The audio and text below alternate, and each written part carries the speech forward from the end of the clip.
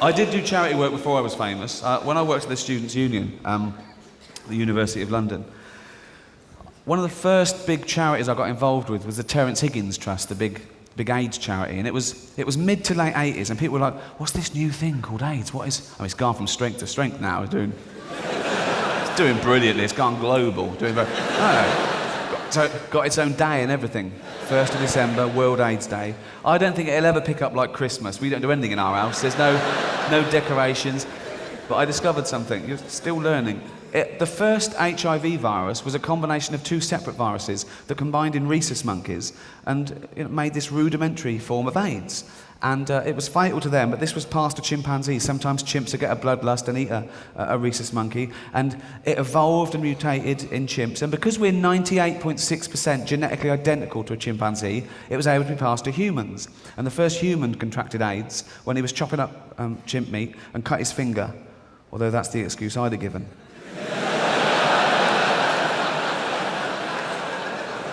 You'd have to come up with something, wouldn't you? You go to the doctor and you go, oh, I feel terrible, doc. Doctor goes, well, I'm not surprised. You go, is it ME? Worse than ME. You wish you had ME. You shouldn't be laughing about it. He's got terrible news. No, terrible doctor. You're the first human to contract AIDS. Is that bad? Can be. Still laughing. You shouldn't. How would I got that?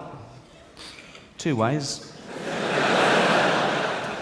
1, you were fucking a chimp up the arse.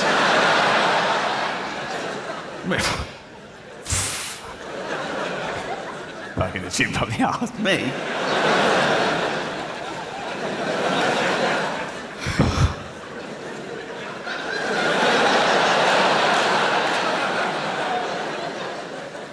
No way.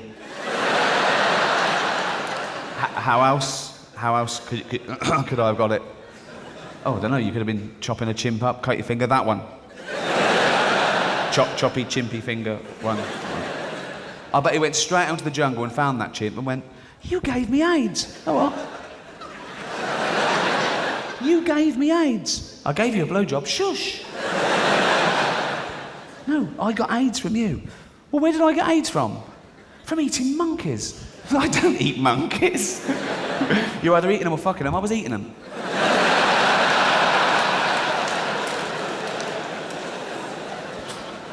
That's how it happened. Always learning. Global warming. That's the big one. That's the one they're trying to get celebrities to endorse. And it is the big one, I suppose. It's the end of the world, but it can bring brilliant weather to England. Serious point though, isn't it?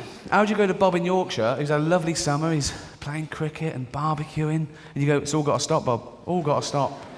You can't drive your car anymore. You can't use aerosols because you'll eventually stress out some Eskimo. He's not going to give a fuck, is he? Sorry, that's racist. Oh, sorry. I don't know what's come over me tonight. I'm really sorry. You can't say Eskimo anymore. They want to be called Inuits. So, I don't know who's complaining. You live in snow. Who's going, oh, Gervais called us what? Oh, my blood's boiling. Which is a good thing here. No. The first Eskimos, oh, sorry, racist, Inuits, migrated from Asia across land masses that are no longer there, and they settled in the polar regions of northern Canada, Siberia, and Greenland. And when they got there, and the one in front went, this is all right, isn't it? Why didn't the one at the back go, what? Should we settle here? Forever?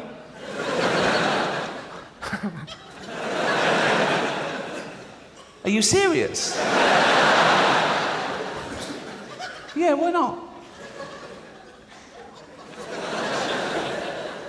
Because I'm fucking freezing.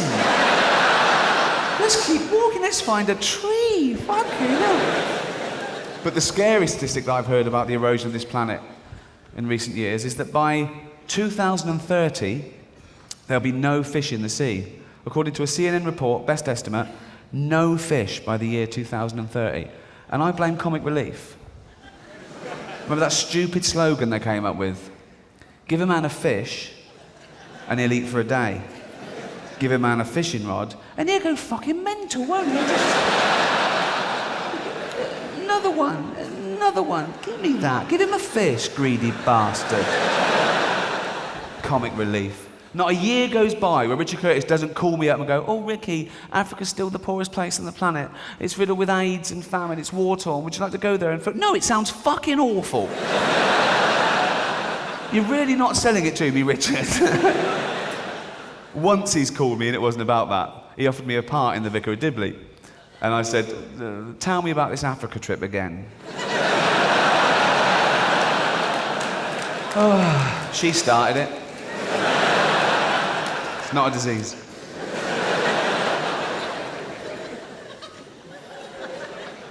When I first got famous, I knew that if I put myself in the office as opposed to just stayed behind the scenes, my life would change, but I wanted people to know it was an upshot of what I did. Fame wasn't the driving force, that the work was, and I didn't want to be lumped in with those celebrities that do anything to become famous. Do you know what I mean? And I was very prickly about the whole subject, and one of the first interviews I did after The Office broke in about 2001, the journalist really rubbed me up the wrong way with this question. She said, "So what advice would you give to anyone else who wants to become famous?" And I went, "I'd tell them to go out and kill a prostitute." Which I thought was a really clever answer. She looked at me like I was mental.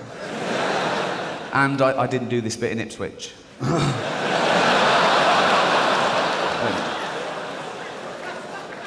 A local paper called me from Ipswich, and she went, "Are you worried about offending people?" I went, "Well, yeah, because it's not the point of what I do." And she went, "No, but the joke's about the Ipswich murder." I went, "It's not a joke about the Ipswich murder. That's a true anecdote. I really said that to a journalist, and it happened 6 years before the Ipswich murders," which ruined her angle a little bit. And she actually went, "Oh, did you hear about the Ipswich murders, and that's what reminded you?" I went, "No. It's nothing to do with murder. It's a slight on fame." It's like going, "Well, if you just want to become famous, do something horrendous." That was, and I explained it to her, and she went, "Oh, well, thanks very much." So the next day, she went with the headline, "Ricky Gervais apologises for sick joke." I thought, what are the rules? I've explained it to her, and she does these vox pops and this whole sort of string of Chinese whispers. "Oh, that's racist. I'm so sorry about this. I don't know what's come over me." Suggesting that Chinese people can't whisper. Sorry about that. That would be a strange racial trait, wouldn't it? Bigots getting hold of that one, going, "The trouble with the Chinese is they can't fucking whisper." What? They can't whisper? Of course they can. They can't. The Chinese cannot whisper. Watch this. "Chang, whisper to me." "Hello!" "Oh, for fuck's sake."